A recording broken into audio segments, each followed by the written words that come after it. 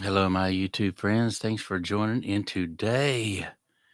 Man, if you haven't hit that subscribe button right down there, please hit that subscribe button and slam that bell. That's right, man. Thanks for joining in. We got a lot of great things going on. Oh, man, it's good to be back. I took a couple days off and for a good reason. I am in the studio doing some tracking finally. Oh, man. It feels good to be doing some tracking in the studio, man. Oh, man. If you guys love music as much as I do, and recording and mixing and mastering and doing the whole 9 yards, man, man, it just gets my fever going, man. I love it so much, man. I've been working on another song, and I've been doing some tracking with the Shure SM7B, which I love, okay? And also the RE20, which is up there behind me. I've been doing some vocal tracks with it as well. Uh, I did want to say that I started doing the tracking out. It's piano and some techno drums, four on the floor, if you know what I mean. And then also I started doing some tracking with my R44 ribbon microphone for this tune, man. And so it was down to the R44, the Shure SM7B, and the RE20 that I was doing the tracking with. And I'm not going to tell you guys just right now, but I will when the song is finished. I will have you guys guess as to what microphone I was using and what microphone ended up on the final take, because it's going to be interesting to see what you guys think. Now, here we have a close to a $3,000 microphone. This one right here is a $399, a $400 microphone, and the RE20 is about $449 worth of microphone. And so it's going to be interesting to see if you guys can tell what microphone I used in this song, man.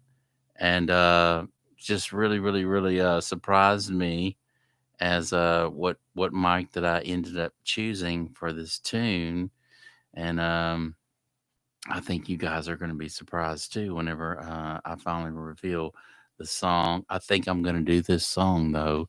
It's going to be this song deserves a video. So I'm actually going to put together a video. I just started tracking this song 3 days ago, and I was able to get down the tracks that I really am impressed with. And so I just think it deserves a video, man. So I'm going to try to pull together a small team and do some footage for this tune and put together something for you guys to actually listen to and check out, man. And so I'm really, really excited. Typically, whenever I get in the studio, I'll have a few songs that I have rehearsed that I like to go in right off the bat and put something down because I have them rehearsed. However, I do want to let you guys know there were two songs that I was rehearsing for months now, and I put those tracks down, and I said, well, let me just take it to another notch and just let me do some raw stuff here and see what I can come up with. So the two songs that I've been rehearsing, I've tracked them, and I thought I did a really fairly good job at doing the tracking and getting pristine sound to the DAW, and did a small little mix with that. Didn't spend a whole bunch of time, but then started to work on some freeform stuff. And I gotta tell you, man, it's the way it always happens for me. It always happens this way. The song that I uh, typically expect to be the best doesn't end up being that way all the time. It's always it's always the underdog tune that comes out shining and sounding better than all the rest. Well, this song that I was freeforming 3 days ago, um, wow, I'm really impressed with it, guys. So it's gonna be neat to be able to reveal that with a video for you guys to check out. and it can be done. Sometimes the best things, your best work comes on the spur of the moment of just in the moment of now with no expectations, just just going for it, right? And so I'm really impressed with how the song came out because I was writing it on the fly, I was tracking it on the fly, um, and everything, and it just came together like glue, man. Like I just poured a whole bunch of glue, and it just dried, and it just sounded really good. That's the way this tune kind of came together. And first, I just put my bed tracks down first, man. Found some really cool a tempo that I wanted to work with, and then built the drums first, and then bass line came into mind. I put down bass line. I put down two keyboard parts. Put down a synth, some strings. Um, yeah, man, it's gonna be really really good. I'm excited about showing you guys this tune. So it's just now getting the group together and doing some footage and putting up uh, a video that's deserving of the tune. And so that's going to be my next little project. Hopefully, it won't take that long, and I can have this song out, man, with some footage so you guys can check it out. I'm really happy with it, man. And you know what? And then I'll let you guys at that moment, after revealing the tune and showing you guys the video, to see which microphone you think that I used, man. And I got to tell you, I think it's going to be surprising to all of you as to what mic I ended up using. I will say that I did the tracking. I first started tracking with this R44 ribbon microphone, and was really impressed with some great sounds that I got out of it, and really with all three mics. So it's really kind of hard for me to say which one I like best, but which one is deserving of this tune, I think will surprise all of you guys. Now, keep in mind these are all professional microphones, but I think I think you guys are going to be impressed as to what mic I did use, and then trying to guess what microphone I use. But man, it feels so good to be in the studio tracking again. I stayed up late last night and doing some mixing on this tune. Uh, and I will say the name of the tune is Just the Way. The name of the tune is gonna be Just the Way. And I stayed up late last night doing some mixing. I would take breaks every 20 minutes to give my ears some rest from ear fatigue. I was mixing through my headphones for a little while and then going back and forth between my headphones, my personas, and my atoms. And so I was doing some A B test as to seeing how the song translated through all three set of speakers. And I did run a spectrum analyzer on it, and everything looked really good as far as where everything should be placed and how everything needs to hit in the song. And so all that checked out all right and everything. I'm just really, really surprised how fast this song came together. And it's just really, really cool whenever you can get in the studio and have all this stuff rehearsed. But at the end of the day, is those songs going to sound best? And that you never know until you actually get in the studio and do some tracking. And so, yeah, not that those other two songs that I rehearsed for some time didn't sound good. It just didn't come out to where I wanted it or the expectations I was looking for with them. And so it was nice to not give up the fight and to continue on and to play some instruments down and do some more tracking. And I came up with some great stuff because of that, man. So I'm really, really happy. And I can't wait to show you guys, man. We got a lot of great things going on here. If you found this channel, man, you found a really, really cool channel that teaches about audio, mixing, mastering, and always new little tricks that I throw out here and there for your beginners, the people that are in the middle of the road, and then your advanced engineers. I've got some really, really cool techniques, and you're going to hear them on this tune, man. You're going to hear this tune, and you're going to say, oh, man, that's really, really good. I like that mix. And so, anyway, if you're just now joining in and you haven't subscribed to my channel, hit that subscribe button, man. I think it's like right there. Hit it. It's real big and real easy to hit. Smash it a couple times. Smash that bell a couple times, right? And yeah, man, it's the best content going out. And you guys, I want to share it with you guys on audio recording and mixing. And we got a lot of really cool stuff. We got some Audio Master t-shirts that's being made right now. We're doing some giveaways on that. We got a Shure SM7B microphone that we still need to give away. We'll probably do one more giveaway on the Shure SM7B, and then we're going to move on to other things.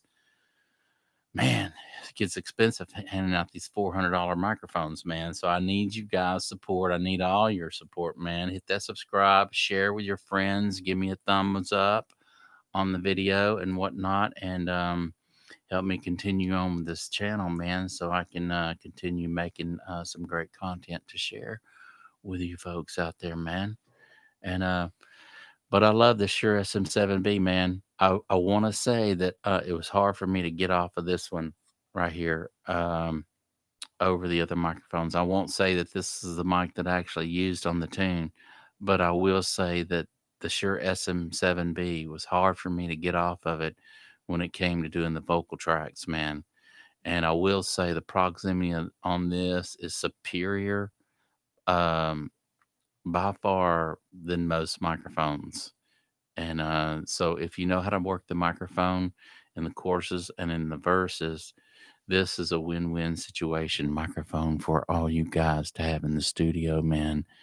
It really sounds good, and it's just a beautiful mic. I love it. I had to talk through it today because I spent so much time with it last night, man. Oh man, I really like it. I give it a thumbs up all day long. So if you guys want to purchase one, man, you can hit that little link. I put a link down there below on the fastest shipping and the best price that you can find on these right to your door immediately, man. And if you don't have a Shure SM7B in your studio, you got to get one, man. You got to lay down some vocal tracks with it. You're going to love it, man. And so I will say that the three songs that I tracked, I used the R44 on one of the tunes. Okay. The other song, I ended up using the RE20, which is the Electro voice that's over my head back there, if you can see it. So it made it on another song. Okay. But the song that I'm talking about, that I'm going to release, Just the Way, I'm not going to tell you what microphone I'm using. And you guys got to guess which one I ended up using. Okay. It's gonna be cool, man. You don't want to miss out on it, man. But yeah, man, I'm trying to get my good friend over here. He's been really snowed up in the coin business. And I'm trying to get my good friend over here. I call him a good friend because he loves being in the studio and tracking with me. And I've been needing to get his help over here and his assistance. Um with helping me do some tracking, and it just helps out a lot better when I don't have to stop from over there and come over here and push play record and just have to wear all the hats, and I can concentrate on just doing the tracking. And but every time he gets in the studio with me, we always get inspired and doing some really cool stuff together. And I just miss seeing him over here, man. He has such a blast doing this stuff like I do, and it's just great to it's great to have friends that enjoy the being in the studio with you, man. And anyway, you can really come up with some really cool stuff that way. And improving is the best I can say that works for me. Um, Way more than rehearsing, even though I can rehearse and pretty much lay down the track solid just like that. It's always the improv stuff that is my best work, only because I'm really creative and I'm not expecting anything. And I think that's why me going at it, not expecting anything, I always come up with something great. So it's nice to be able to improv, man. And it's nice to have a studio to come to. I got my studio rack looking good, man. I've got all my preamps and compressors stacking up. My microphones are stacking up now. Um, I have a really nice interface. However, my next upgrade on my studio will be a high end interface that records at 192 and above. And it's going to be, I'm going to take it to a different level once I put a nice interface in here. Although I can do some great stuff in 48K, 44, but it's going to be 96. It's just going to be good to do things at 192 and take it to another level, take it to that analog level without analog.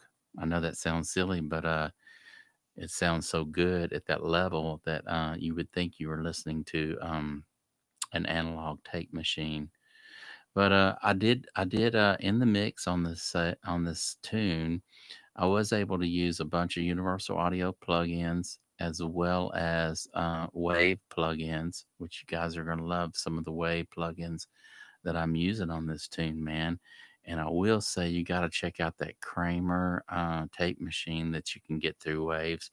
I really been enjoying it, and I strapped it across the main mix on this tune. It's just the way, and I love the Waves plugins. I love their vocal rider. It's really tricked out. If you don't have the vocal rider by Waves, gotta get it. The maximizer, the L1, love it. It's strapped on this tune.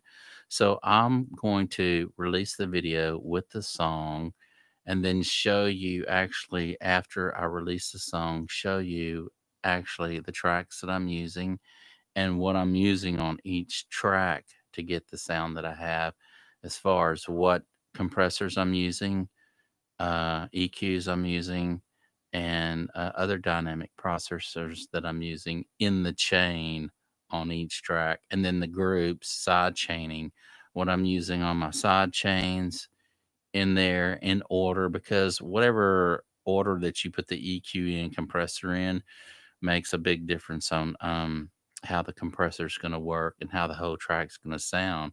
If the EQ is before the compressor, it's going to compress it, whatever your EQ is.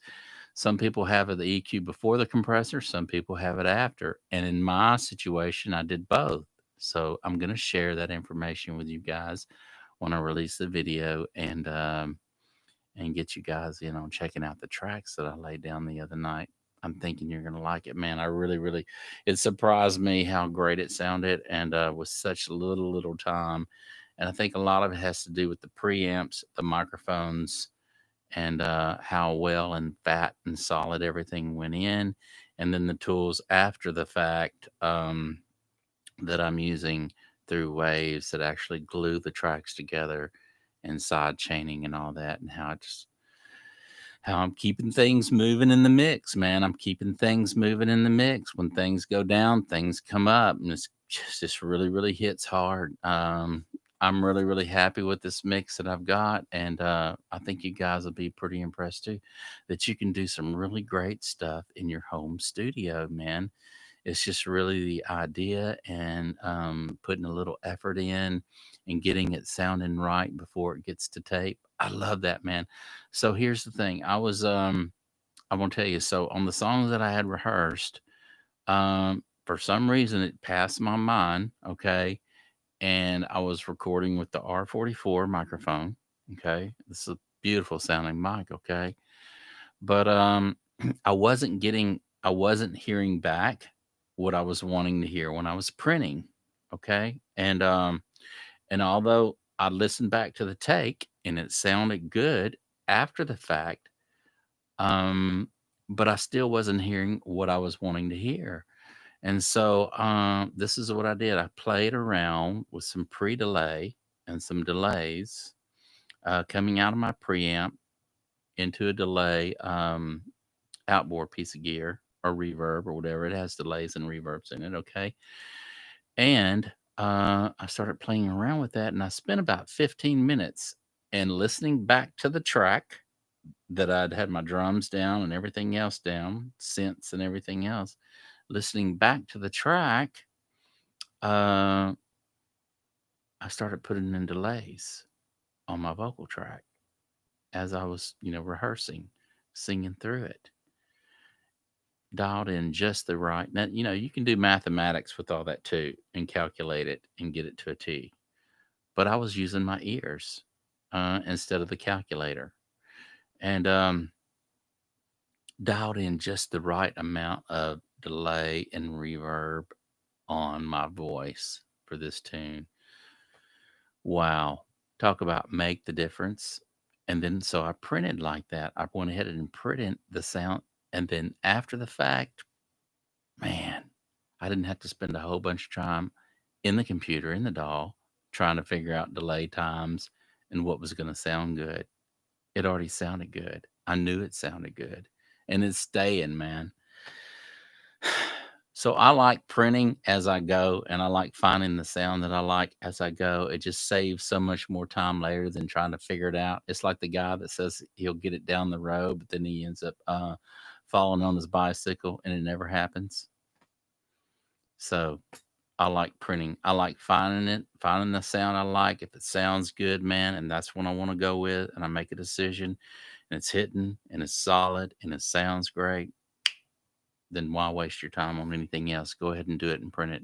It's a good thing, man. It'll save you a lot of time in the end. I will say that I was using compression going in, but very, very little compression on the vocals, simply because I was just wanting to tickle the meters just to get the flavor, the salt and pepper in the mix from the unit itself. So I was just tickling those meters, and I did come back and put a second and a third compressor on the vocal chain. So there's actually, if you want to count the one going in, there's actually three compressors on it, but very little compression, man. And I was working the microphone to my advantage so that there needed to be very little compression taking place. So in the verses, I was probably about this far from the mic. Okay. I'd say about between 5 and 7 inches from the mic in the verses. And then now keep in mind, if it was something a little soft spoken, I'd get a little closer to the microphone. But I was working and using my ears as to the balance on the mic and the tracks. And then as the chorus came around, man, I just stepped back probably about a foot or so from the microphone, and just belted it out, man. And got that tone that I wanted, the raspiness sound by opening it up and singing out. And got some great tracks, man. Got some really great tracks, man. So I was working the microphone, very little compression, but I did it in 3 different stages. And I'm gonna let you guys in on it, man, and check it out, man. As always, it's a neat thing being in the studio, and I appreciate all your time here, man. Each and every one of you today. I wasn't gonna get on because I was gonna spend more time in the studio tonight doing some more tracking on songs and whatnot. Now, I normally come on at 7 o'clock. As you can see, it's before 6 now. Okay. But, I've been staying up late doing the tracking. It's thrown my day off. It's thrown my workout schedule off. It's thrown my eating, like I haven't eaten dinner yet. And I probably won't be hungry till, 9 o'clock. But I will say that I don't care, even if it throws my schedule off from everything else, my workout, my eating habits, my sleeping habits. I don't care, man, because it's fun being, I don't know, motivated, right? It's fun being motivated again to actually run my gear through my preamps and compressors and start recording some songs that I've been neglecting on doing. And so it's nice being back and doing that and having a good time with it, man. So thank you guys for joining in today. If you haven't hit the subscribe, you know what to do. Hit it, man. Share, like, and come back again, man. We got some great stuff coming up tomorrow night. You don't want to miss out. I've got some great information I'll be giving you. And maybe around between 7 and 7:30, I have the air conditioning guy coming over. And so he's going to be looking at my new air conditioner that's going in. And I can't wait. I'm going to ask him before he actually installs and does any of the duct work if there's anything that I need to do. Because in this room here is my tracking room. This microphone has to be ran at 60 dB gain, and this one too. But this one, Ribbon, if you don't know how much gain that is, 60 dB gain plus is a lot of gain, and it can seriously hear cars down the street going by, motorcycles, anything outside, it'll pick it up. Okay. So what I want to do with this mic is I want to actually have a vocal room. I don't want to call it a booth because I do not like recording vocals in a booth, but I do need to build a room inside of this room that's legitimate size to be a room to do vocals in, so that this microphone here doesn't pick up every dragster or motorcycle, a quarter a mile from here. So I'm going to ask him, is there any way that I can run a duct and do some ducking work to where when the air conditioner's on, that microphone does not hear the air blowing, whether I got to come up through the floor or go through some different, you know, different, I don't know, little small spaces or whatnot to so that the air condenses down and then seeps up through the floor or whatever. However, I got to do this so that that mic does not hear the air conditioning running, and I can do tracking 24/7. So that's going to be interesting to talk to him about that and see if he knows anything about how to do duct work, um, that I can inside of a room, another room that's going to be built inside this one, to where it doesn't pick up every freaking noise outside, man. I love this microphone, but like I say, man, it's really, you need the right room for this mic, because in the wrong application, I don't care if you spend $10,000 on this microphone, in the wrong application, in the wrong room, it's not going to be good for you. So, I will say that that's why last night the tracks did come down to basically the ones that I'm going to use between this one, the Shure SM7B, and the RE20. Okay. But thank you guys for joining in as always. Poker Man, if you're out there, man, hit me up, man. I've been trying to get a hold of you and see how you are. But any of you other guys, man, if you haven't hit that subscribe, do so now, and we will see you again.